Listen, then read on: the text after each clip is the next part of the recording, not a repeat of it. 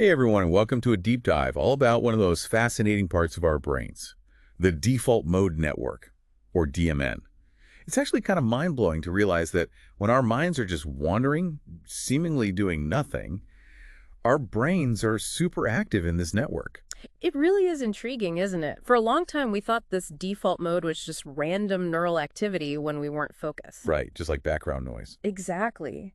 But as technology got better, researchers like Marcus Rachel started noticing something really interesting. They saw distinct patterns and regions lighting up when the brain was supposedly at rest. So it wasn't just random firing. Nope, not at all. It was this organized network swinging into action. Wow. So that's what we now call the DMN. That's it. And the more we study it, the more we realize just how important it is to some of our most human capabilities. So it's like when we're not actively focused on something, our brains flip a switch and activate this whole other system. Exactly. And that really challenges the idea that a productive brain is one that's constantly focused outward, doesn't it? It really does. So I'm trying to wrap my head around this. The DMN is this separate network that kicks in when we're not focused on tasks. But what's actually happening in there? What's the purpose of all this activity? Think of it like a mental playground. Okay, a mental playground. Yeah, when your mind wanders, the DMN is making connections between different thoughts, memories, emotions, things that might seem totally unrelated. And from those unexpected connections, that's where the creative sparks fly. Exactly. So is that why sometimes when you're struggling with a problem and you take a break, like hopping in the shower, suddenly the solution just appears? That's a great example. That shower effect is a perfect illustration of the DMN at work. I always thought that was just a coincidence. But it sounds like maybe it's my DMN making those connections in the background. It very well could be. And it's not just anecdotal either. Research has shown that people who daydream more often tend to be more creative. Wow, so it's not just about coming up with the next big invention. Right. It plays a role in our mental well-being, too. Wow. Well, the DMN helps us process emotions, reflect on experiences, and make sense of our inner world. So it's like taking a step back and looking at the bigger picture of our lives. Exactly. And this mental time travel, revisiting the past and envisioning the future, that's essential for developing things like self-awareness, empathy, even compassion. That makes a lot of sense. So practices like meditation and mindfulness, which encourage us to tune into our inner world, they're essentially tapping into the DMN. Right. Exactly, they are. And we see the benefits, right? Like reduced stress and anxiety. Absolutely. It's almost like learning to befriend our own minds, giving ourselves the space just to be without the pressure of constantly doing. So we're reclaiming the power of daydreaming. Our culture often tells us it's lazy or unproductive. I know, but it's actually essential for a healthy mind. It's like giving ourselves permission to unplug and recharge. Exactly. And Yeah. it's not just daydreaming. Activities like listening to music, being in nature, even just staring out the window can all activate the DMN. So the key is to have more unstructured time, allowing ourselves to be bored and let our minds wander without a specific goal. Yes. And it's about finding a balance between the task-positive network, which helps us focus on external tasks, and the default mode network, which lets us explore our inner world. That balance is so important. It is for both productivity and well-being. So we've established that the DMN is active, even energy intensive. But one thing that's been bugging me is that you mentioned earlier the amount of energy it consumes.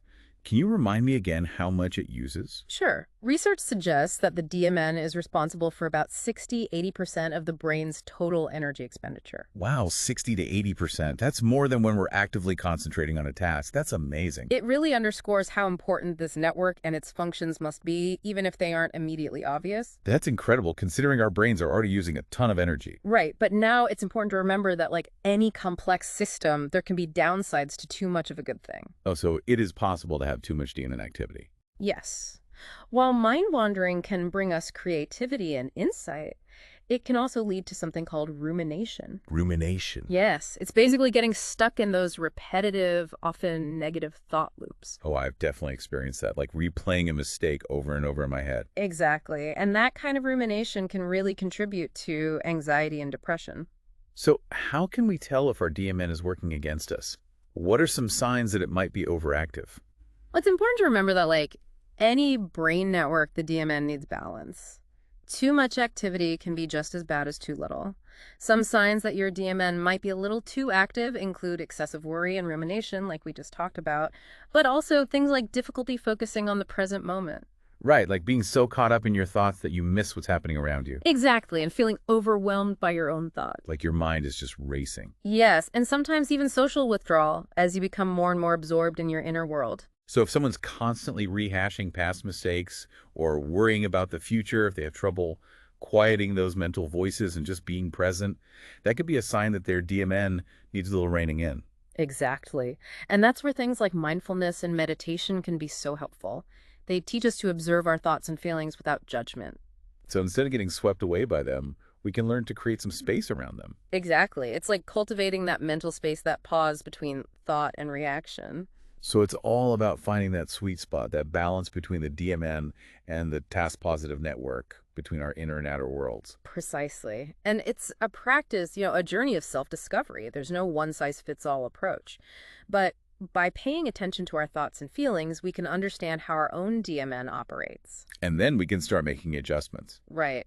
To bring this back to those specific regions we talked about earlier, understanding their functions can really help us grasp those different aspects of the DMN. Okay, I'm following you. For example, the medial prefrontal cortex, it's super important for the DMN, and it's involved in self-reflection and understanding other people's perspectives. Oh, interesting. So it's directly related to mental well-being and how we connect with others. Exactly. And it's just one part of this intricate network. We're only just starting to understand how all the pieces fit together, but what we do know so far is pretty amazing. It really is.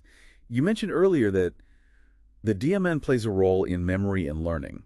How can our brains be learning when they're not actively focused on something? Well, that's where things get even more interesting. It turns out the DMN is very active during sleep. During sleep. Yeah, and we already know that sleep is crucial for consolidating memories, moving information from short-term to long-term storage. So it's like our brains are working overtime while we're snoozing, filing away all that info from the day. Exactly. And then there's this concept called neural replay. Neural replay, what's that? Research shows that during sleep, our brains reactivate patterns of neural activity that happen during the day. So it's like replaying experiences and strengthening the connections between neurons. Exactly, like running simulations in the background to make sure we remember the important stuff. And this all happens thanks to the DMN. You got it.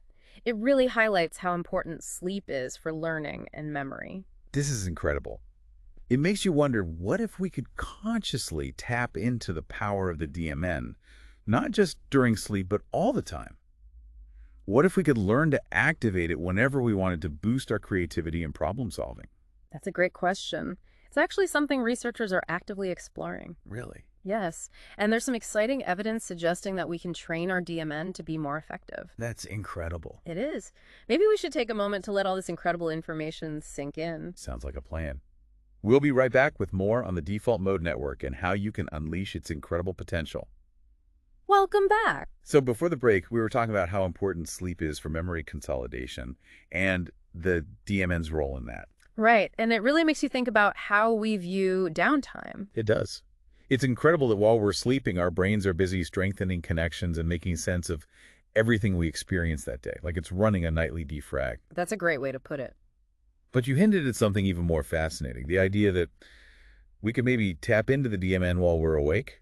Yes, and it's not about forcing ourselves to be super creative or anything, but more about setting up the right conditions for the DMN to do its thing. So what kind of conditions are we talking about? Besides getting enough sleep, which I'm realizing now is even more important. Absolutely, sleep is fundamental, but beyond that, anything that encourages a shift away from focused attention can be surprisingly effective. Can you give us some examples? Sure. Think about going for a walk in nature without your phone or any distractions, or listening to music that you really enjoy, letting it wash over. Even just taking a few minutes to stare out the window and let your mind wander. You know, that reminds me of this time I was totally stuck in a work project, and I decided to take a break and go for a walk in the park near my office. And as I was walking, not even thinking about work, the solution just popped into my head. At the time, I thought it was just a lucky coincidence. But now I'm wondering if it was my DMN working in the background. It very well could have been. Those activities that we often think of as leisure or even unproductive are actually creating space for the DMN to work its magic. So it's not about forcing ourselves to be creative, but about creating the right environment for creativity to emerge naturally. Exactly. That's so interesting, and it takes the pressure off. It does, and one of the best things we can do is give ourselves permission to be bored. Bored. Yes, in our always-on culture, boredom is seen as this negative thing that we need to avoid. But it's in those moments of boredom, when we're not constantly bombarded with stuff, that the DMN can thrive. So you're saying boredom is good for us. In a way, yes. It gives our brains a chance to rest and recharge. It's like hitting the reset button. Exactly. So we've talked about sleep, nature walks, music, and boredom. What other activities can boost the DMN? Well, one that might surprise you is aerobic exercise. Exercise. Yes, things like running, swimming, or cycling can actually increase connectivity in the DMN. I would have thought intense exercise would require more focus, pulling us away from the DMN. It seems counterintuitive, right? But when we engage in rhythmic, repetitive movement, our conscious minds can relax, and that allows the DMN to take over. So that runner's high isn't just about endorphins, it's also about priming our brains for creativity. Exactly. And it's not just about intense exercise. Even gentle movement, like yoga or Tai Chi, can have similar effects. That's really interesting. It is. It's amazing that we have this built-in mental resource, and we can access it through activities that are enjoyable and good for us in so many ways. But earlier you mentioned the potential downsides of too much DMN activity. How can we tell if it's working against us? That's a crucial question, and it's important to remember that, like any brain network, the DMN needs balance. Too much activity can be just as problematic as too little.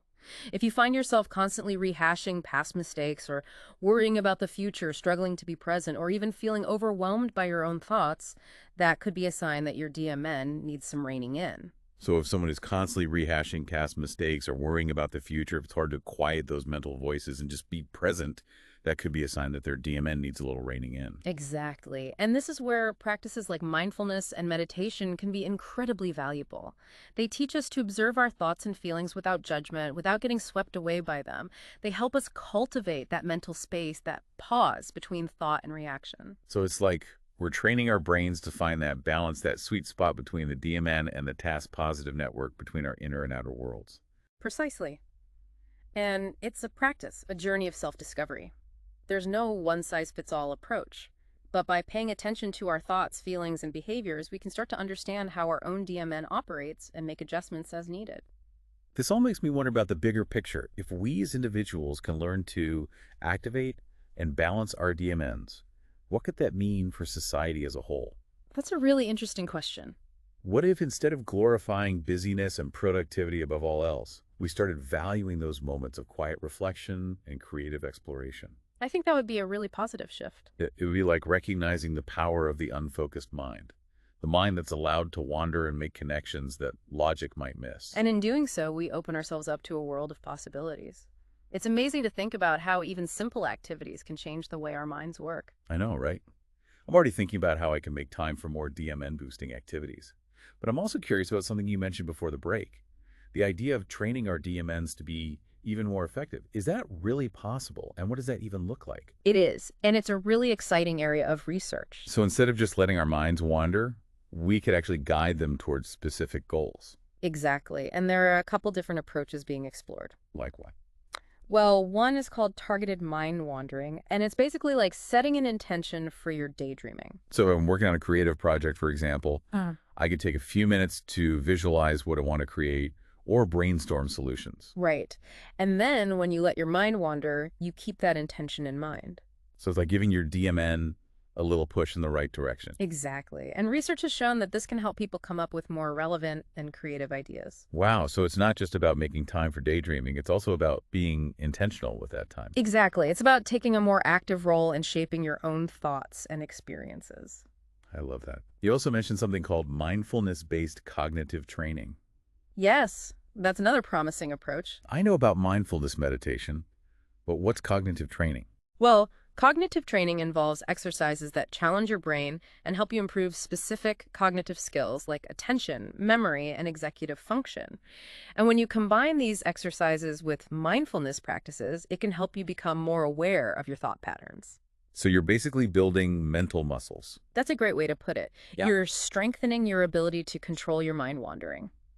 This is incredible. It really feels like we're on the verge of some major breakthroughs in understanding how the brain works. I agree. We're just beginning to scratch the surface. Imagine a world where we all had the tools to harness the power of our own minds. Where we're not just passively consuming information, but actively shaping our thoughts, our experiences, our reality. This has been an absolutely incredible deep dive. I'm walking away with a whole new perspective on my own mind, and I hope our listeners are too. I hope so too. It's been a pleasure exploring this topic with you. And with you, our listeners. Remember, your mind is an incredibly powerful tool, and learning to use its full potential is a lifelong journey.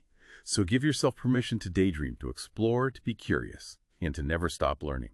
Thanks for joining us on The Deep Dive. We'll see you next time for another fascinating exploration.